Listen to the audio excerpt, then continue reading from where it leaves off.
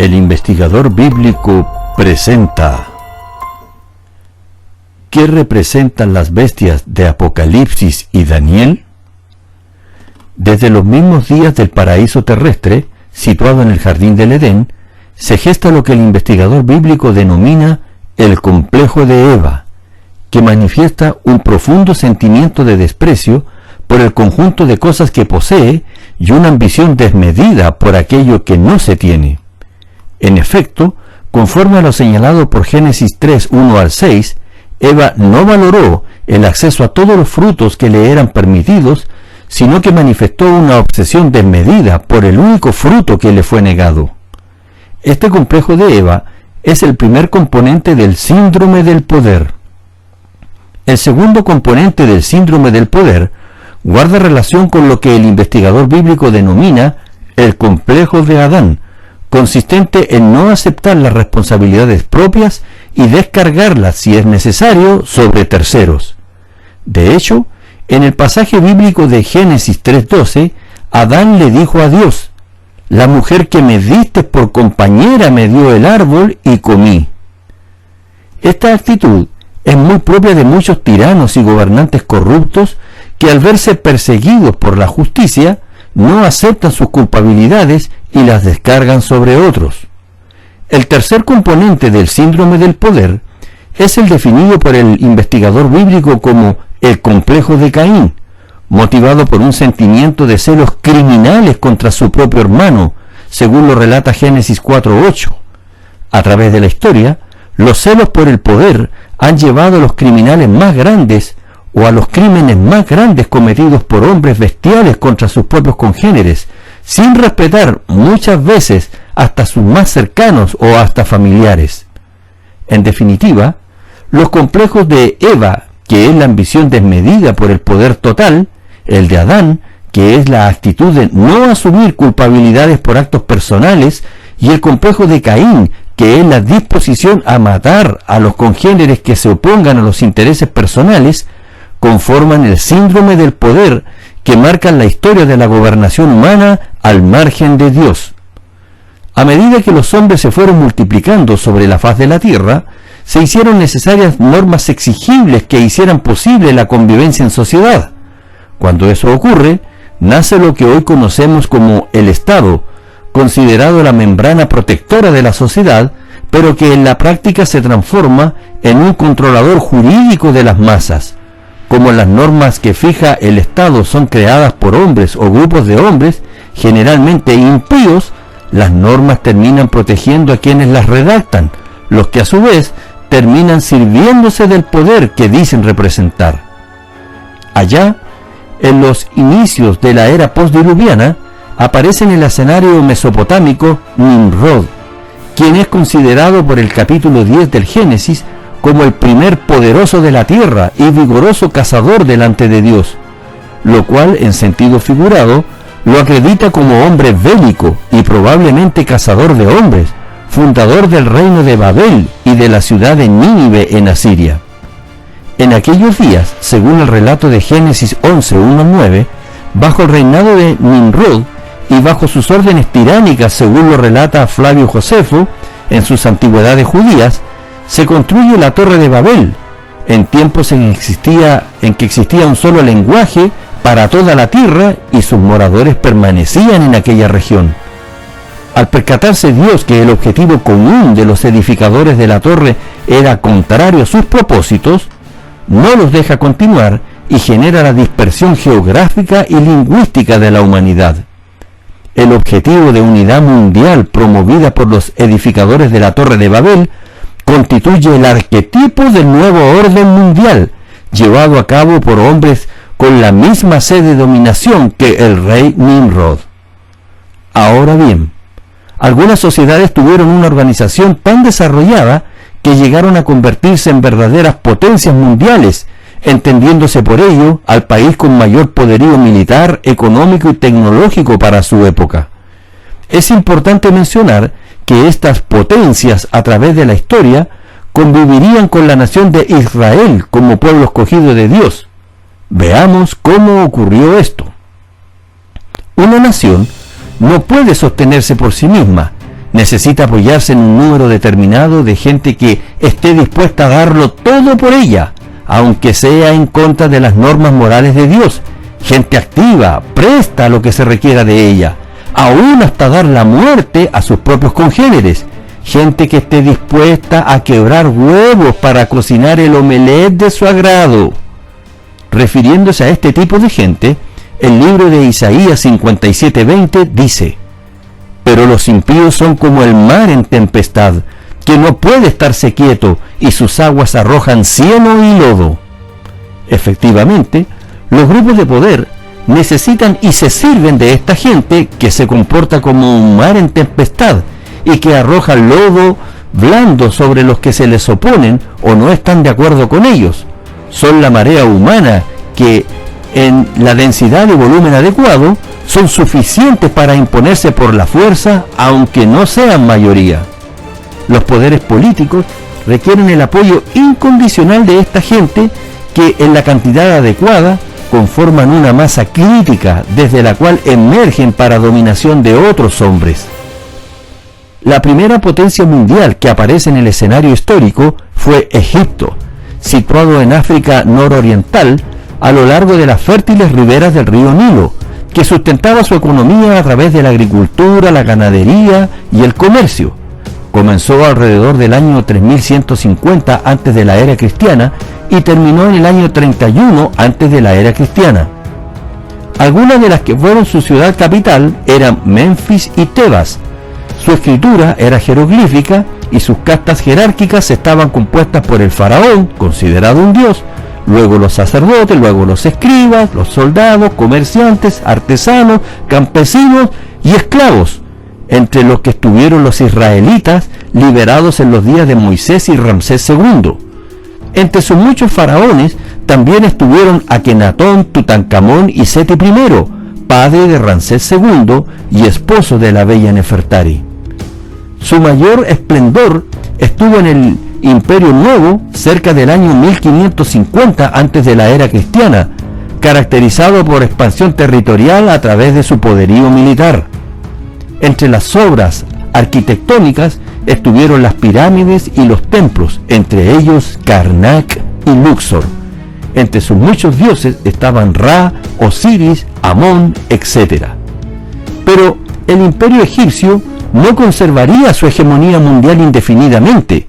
La Biblia predice su caída en Isaías 19, 3 y 4 con las siguientes palabras: y el espíritu de Egipto se desvanecerá en medio de él, y destruiré su consejo, y preguntarán a sus imágenes, a sus hechiceros, a sus evocadores y a sus adivinos, y entregaré a Egipto en manos de un señor duro, y rey violento se enseñoreará de ellos, dice el Señor Jehová de los ejércitos.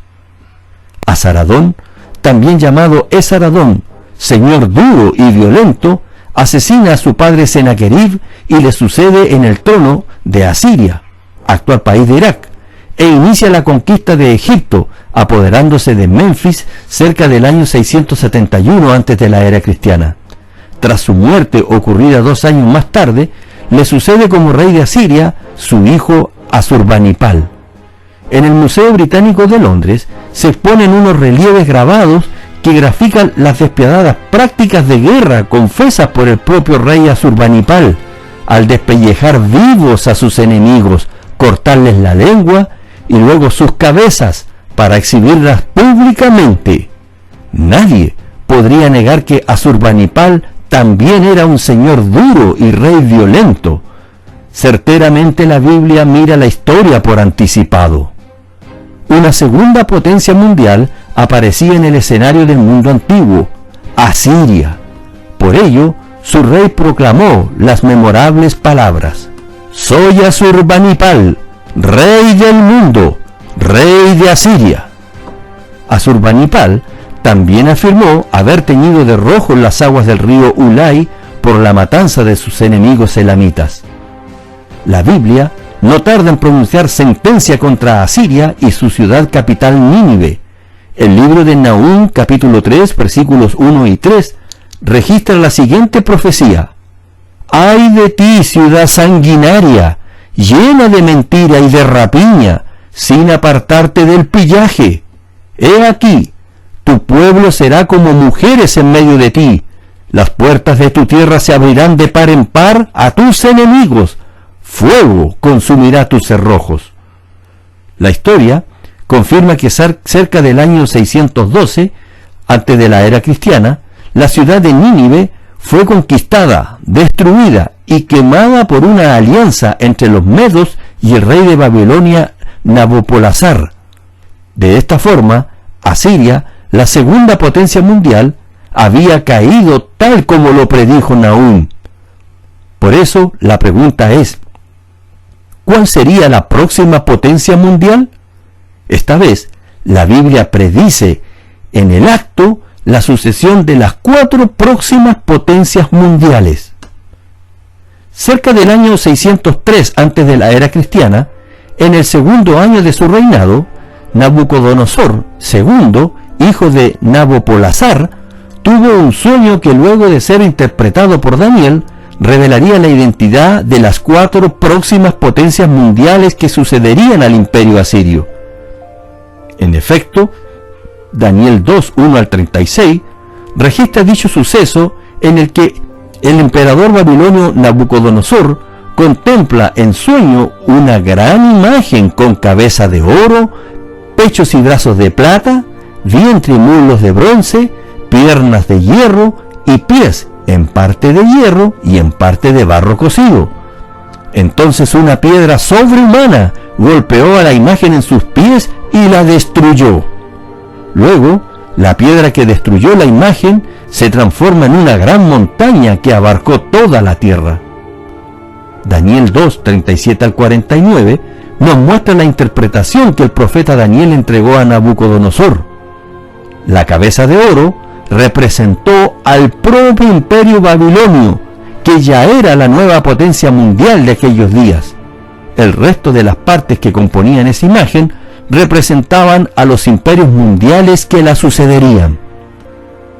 Gracias a la narración de Daniel capítulo 8, podemos conocer en forma certera que el pecho y brazos de plata representan al imperio binario de Medo-Persia y que el vientre y muslos de bronce representan al imperio de Grecia, ya que ese pasaje bíblico los nombra explícitamente. En cuanto a las piernas de hierro, la historia nos muestra inequívocamente que representa al imperio de Roma, por ser la potencia mundial que sucedió a Grecia, y la más grande hasta ese tiempo. Respecto a los pies, representan al imperio mundial que dominaría la tierra en los últimos días. La piedra que derribó a la imagen representa al reino de Dios que derribaría a todos los gobiernos humanos del planeta para gobernar por la eternidad. Ahora sí, analicemos lo que señala Daniel capítulo 8. Observe que en esta diapositiva, el libro de Daniel 8, 1 al 9, muestra 2 bestias.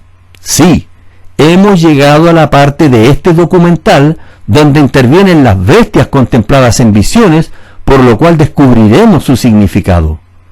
En el tercer año del reinado del rey babilonio Belsasar, nieto de Nabucodonosor, el profeta Daniel contempló en una visión a un carnero de 2 cuernos que corneaba hacia el poniente, hacia el norte y al sur, y que ninguna bestia era capaz de enfrentarlo, hasta que un macho cabrío con un gran cuerno entre sus ojos venía en su contra del lado del poniente velozmente al ras del suelo y lo hirió con furia, quebrándole sus 2 cuernos.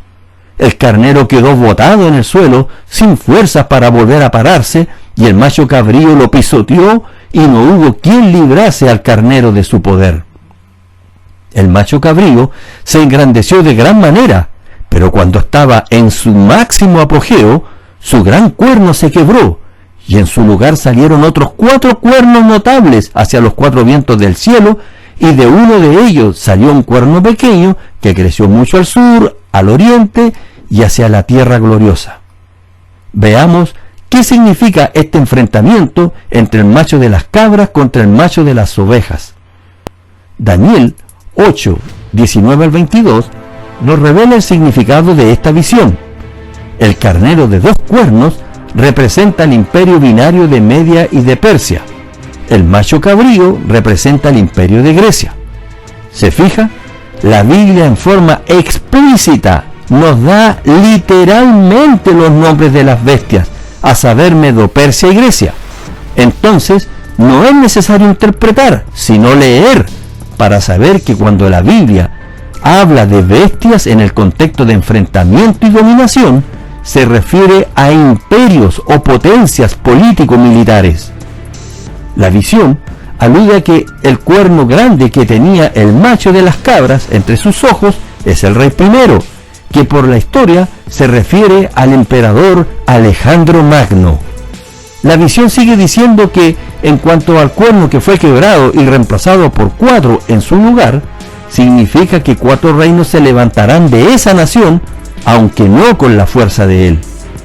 En efecto, la historia nos dice que cuando Alejandro Magno murió repentinamente a los 33 años de edad, lo sucedieron 4 generales que se repartieron el imperio. Lisímaco recibió el territorio de Tracia y Asia Menor, Casandro, Macedonia y Grecia, Ptolomeo, Egipto y por último Seleuco, Asia Oriental.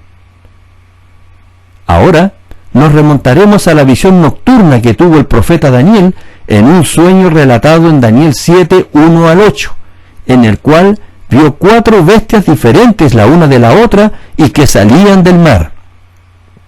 Recuerda el texto de Isaías 57:20 que nos decía que los impíos son como un mar en tempestad que arroja lodo blando sobre los que se les oponen o no están de acuerdo con ellos.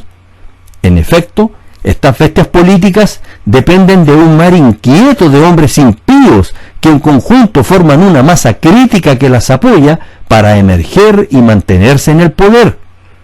La primera bestia era como león, con alas de águila, las que le fueron arrancadas y fue levantada del suelo y se paró sobre 2 pies a manera de hombre y le fue dado corazón de hombre.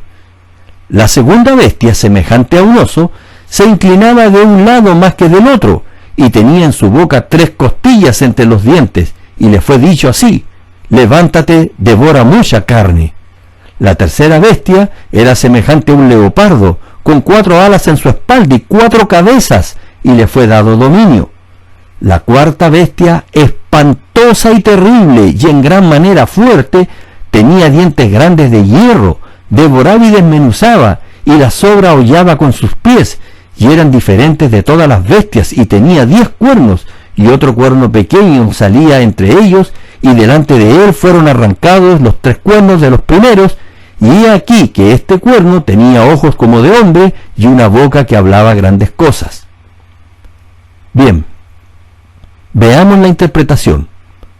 Sin ambigüedades, Daniel 7:17 dice que esas 4 grandes bestias son 4 reyes que se levantan en la tierra. ¿Se fija?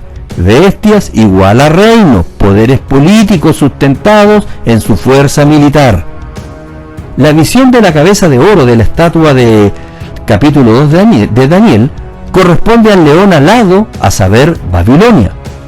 En relación a Daniel capítulo 8, la visión del carnero corresponde al oso, que es Medo-Persia, y las 3 costillas que este oso tenía en su boca probablemente representen a los 3 imperios caídos que le precedieron, a saber, Egipto, Asiria y Babilonia. El macho cabrío de Daniel 8 corresponde al leopardo de 4 cabezas y 4 alas. Las 4 alas denotan la velocidad con que se expandió el imperio bajo Alejandro Magno, y las 4 cabezas representan a la misma Grecia imperial que fue gobernada simultáneamente por 4 generales tras la muerte de Alejandro Magno. La identidad de la cuarta bestia la entrega la historia misma, ya que es universalmente sabido que la potencia que sucedió a Grecia fue Roma, el imperio que duró siglos y dominante en los días de Jesús y sus apóstoles. No olvide, reinos igual a bestias. El último libro de la Biblia es el libro de Apocalipsis, escrito cerca del año 96 de la era cristiana por el envejecido apóstol Juan, el discípulo predilecto del Señor Jesucristo. Durante su exilio en la isla griega de Patmos, situada en el mar Egeo, Este libro contiene la revelación de los últimos acontecimientos inherentes a la guerra final entre las fuerzas del bien y del mal. Al igual que el libro de Daniel, este libro representa la aparición en el escenario mundial de espantosas bestias. En Apocalipsis 13, 1 y 2, el apóstol Juan relata lo siguiente: Me paré sobre la arena del mar, y vi subir una bestia, que tenía 7 cabezas y 10 cuernos, y en sus cuernos 10 diademas, y sobre sus cabezas un nombre blasfemo, y la bestia que vi era semejante a un leopardo, y pies como de oso, y su boca como boca de león. Y el dragón le dio su poder y su trono, y grande autoridad. Note que esta bestia tiene diademas o coronas, que son símbolos de gobernación, y recibe trono y autoridad del dragón, que es Satanás, el mismo que le ofreció a Jesús todos los reinos del mundo, en Mateo 4, 8 y 9. Esta bestia, al igual que las bestias de Daniel capítulo 7, sale del mar. Como ya vimos, representa al grupo de hombres impíos que facilitan el ascenso y dominio de las bestias, constituyéndose en su fuerza militar o política. Aquellos que, según Isaías 57:20, nunca están quietos, sino siempre en tempestad. Isaías 17:12 dice que esta multitud de pueblos harán ruido como estruendo del mar, y murmullo de naciones que harán alboroto como bramido de muchas aguas. Note también que sobre cada cabeza de esta bestia hay un nombre blasfemo. El diccionario de la Real Academia Española dice que el significado de la palabra blasfemia es palabra o expresión injuriosa contra alguien o algo sagrado. De lo anterior, podemos concluir que todas las cabezas llevan un título sobre ellas que ofenden a Dios. Veamos qué representa esta bestia de Apocalipsis 13, 1 y 2. Recuerde que las bestias de Daniel capítulo 7 y 8 representan a reinos o imperios político-militares. Por tanto, esta bestia igual representa a un imperio mundial. La bestia es una sola, pero con 7 cabezas. Las 5 primeras cabezas representan a los imperios que ya dominaron: Egipto, Asiria, Babilonia, Medo-Persia y Grecia.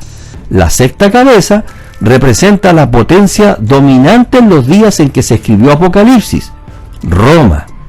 Y la 7ª y última cabeza representa a la potencia que dominaría en la parte final de los tiempos. La bestia tiene 7 cabezas, pero 10 cuernos, lo que significa que hay 3 cabezas con 2 cuernos, que podrían corresponder a las potencias binarias de 1. Media y Persia, 2. Roma, que fue dividida cerca del año 395 era cristiana por el emperador Teodosio I entre sus 2 hijos, dejando el imperio de Oriente en manos de Arcadio y el imperio de Occidente en manos de Honorio. Y la tercera potencia con 2 cuernos sería la que representa al último imperio, que es la 7ª cabeza. La razón de esta hipótesis radica en la bestia que sale de la tierra, que correspondería a la 7ª cabeza de esta bestia que sale del mar. Note además que esta bestia era semejante a un leopardo, que corresponde a la tercera bestia de la visión de Daniel 7 y que representa a Grecia, la que a pesar de ser una, tenía 4 cabezas. Además, tenía pies como de oso, que corresponde a la segunda bestia de Daniel 7 y que representa a Medo-Persia, aquella que se levanta para devorar mucha carne. Y finalmente tenía como boca de león, que corresponde a la primera bestia de la visión de Daniel 7 y que representa a Babilonia, aquella que tenía corazón de hombre. En definitiva, esta bestia de los tiempos finales que sale del mar, sin ser la o las mismas bestias de Daniel 7, tiene muchas características de ella. Sin ser un vocero de Dios, ni una persona infalible o poseedor de la verdad absoluta, el investigador bíblico piensa que esta bestia que sale del mar representa a un gobierno único para todo el planeta Tierra, representado en un solo cuerpo, pero con muchas cabezas que intelectualmente la dirigen y que, a pesar de sus diferencias ideológicas, tiene un solo propósito u objetivo común, aquello que le fija el dragón, quien les facilita el trono, poder y autoridad. En efecto, las 7 cabezas que controlan el único cuerpo pueden aludir a que todas las potencias mundiales coexistirán a pesar de sus diferencias, como el barro con el hierro, en un solo imperio que llegará a dominar toda la tierra, para lograr una agenda común dictada por el dragón que les dio trono, autoridad y poder para un nuevo orden mundial. Apocalipsis, capítulo 13, versículo 3 al 8, nos dice que una de las cabezas de esta bestia que sale del mar fue herida de muerte, pero su herida mortal fue sanada y se maravilló toda la tierra en pos de esta bestia, por lo que fue adorada junto al dragón que le dio autoridad por los moradores de la tierra, cuyos nombres no están inscritos en el libro de la vida. También se le dio boca que hablaba grandes cosas y blasfemias, y se le dio autoridad para actuar 42 meses. Esta bestia blasfemó contra Dios, contra su nombre, contra su tabernáculo y contra los que moran en el cielo. Se le permitió hacer guerra contra los santos y vencerlos. También se le dio autoridad sobre toda tribu, pueblo, lengua y nación. Lo más probable es que la herida de muerte debe ser sobre la última cabeza, la número 7. En todo caso, la cabeza que la recibe se recupera del golpe, pues debe actuar junto a las otras 6 cabezas por 42 meses, lo que equivale a 3 años y medio, periodo que domina sobre toda tribu, pueblo, lengua y nación, o sea, domina sobre todo el planeta Tierra, como la bestia del nuevo orden mundial. Para poder comprender el simbolismo de la siguiente bestia de Apocalipsis, debemos tener en cuenta que Daniel representó el mismo imperio a través de 2 bestias distintas. Por ejemplo, en Daniel 8:20 representó a Medo-Persia como un carnero, pero en Daniel 7:5 la representó como un oso.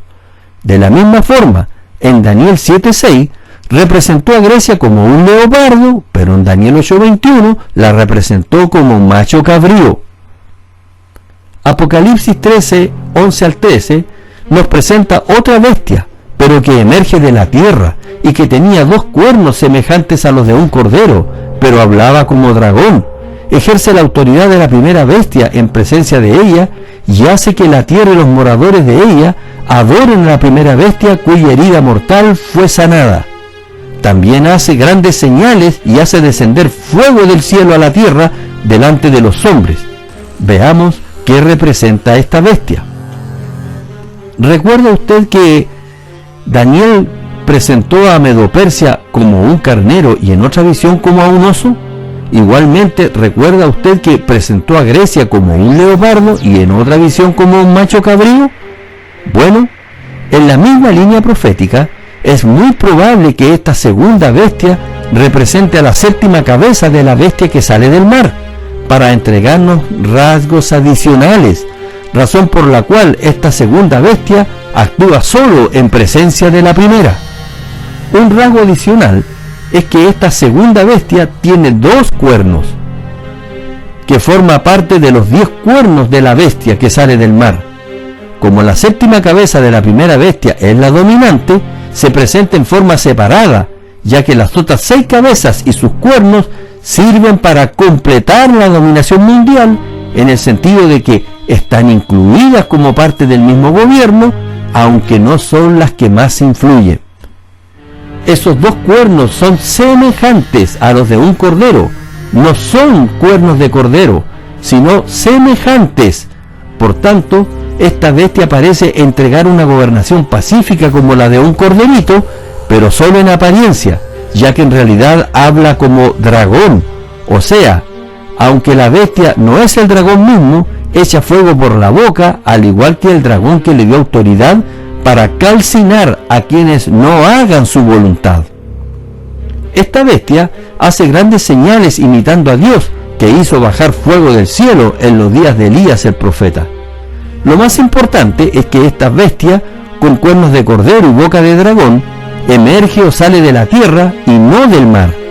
Cuando una bestia sale del mar, significa que emerge gracias a las masas de hombres impíos como un mar en tormenta a través de guerras, revoluciones, protestas o expresiones de voluntad multitudinarias. En Génesis 1:10, Dios llamó a lo seco tierra y a la reunión de las aguas mares, lo que significa que la tierra se encuentra al margen del mar. Por tanto, esta bestia emerge sin tener que depender del mar de gente impía que siempre la apoya.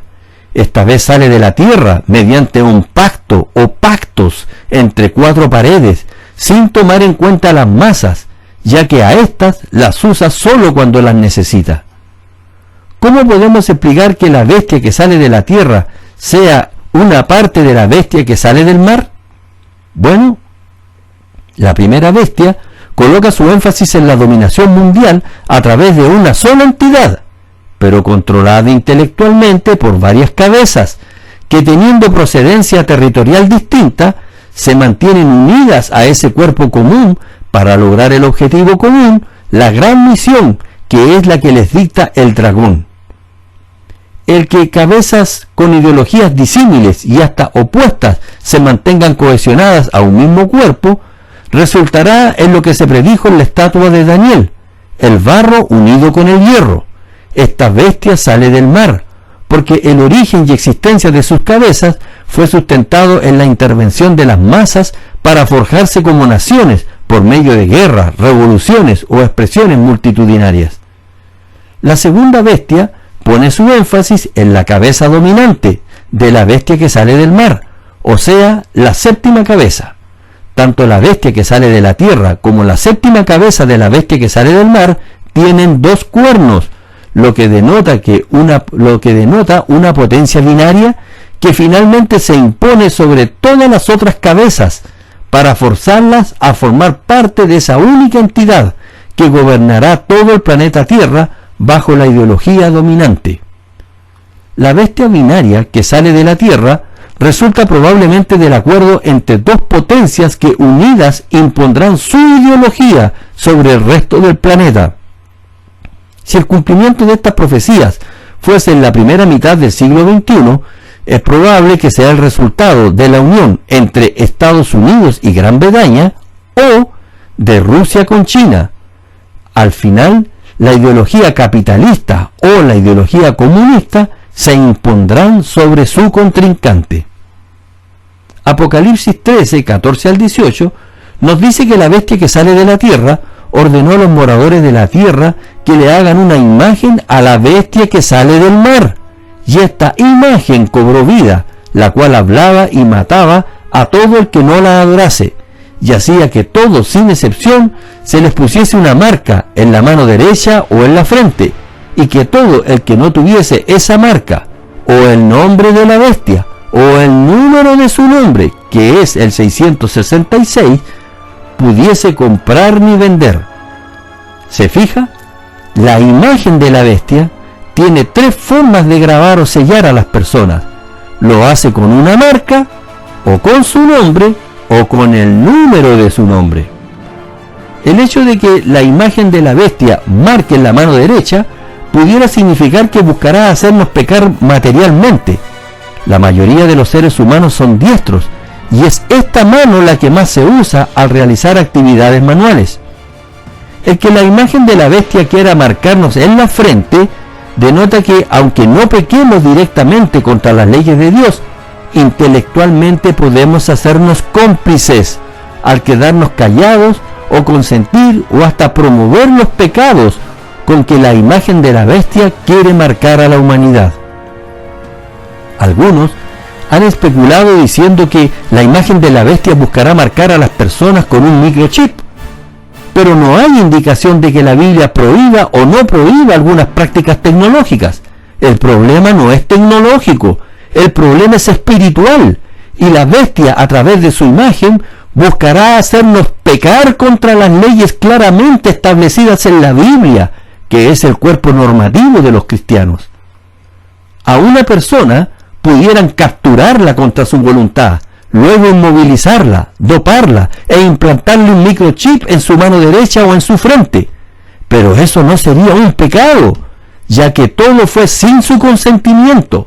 Por tanto, la marca, el nombre de la bestia o su número deben constituir una blasfemia voluntaria contra el Dios de los cielos.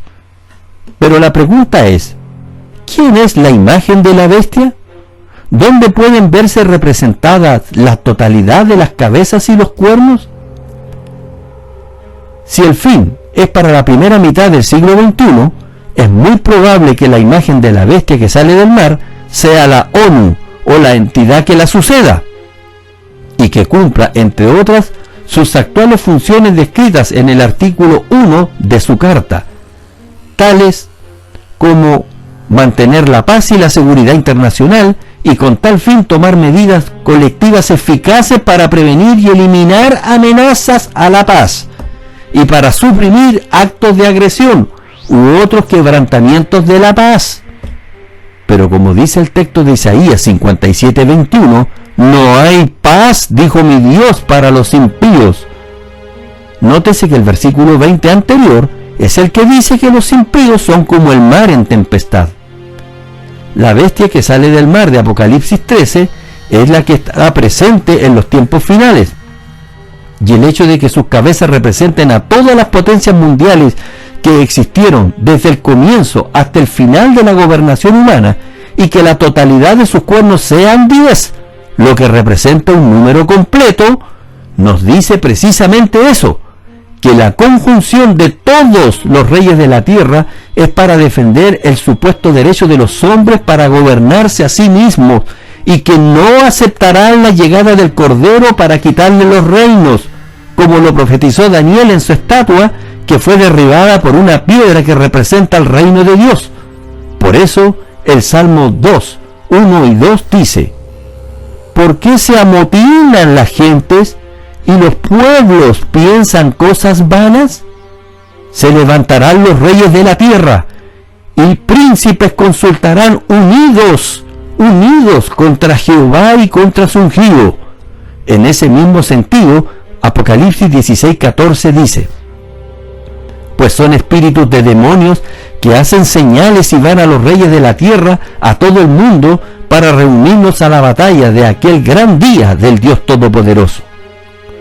Apocalipsis 17, 3, 4 y 8 nos presenta a una mujer sentada sobre una bestia de color escarlata, llena de nombres blasfemos y con 7 cabezas y 10 cuernos. Esta bestia debe ser la imagen de la bestia que sale del mar, ahora de color escarlata, pues en este pasaje bíblico, lejos de reinar, se encuentra dominada por una mujer prostituta, vestida de púrpura y de escarlata, que la monta. Quizás por eso este relato bíblico no dice que la imagen de la bestia tenga diademas o coronas sobre sus cabezas, pues es gobernada por la ramera. El versículo 8 dice que esta bestia era y no es y será, y está para subir del abismo e ir a perdición.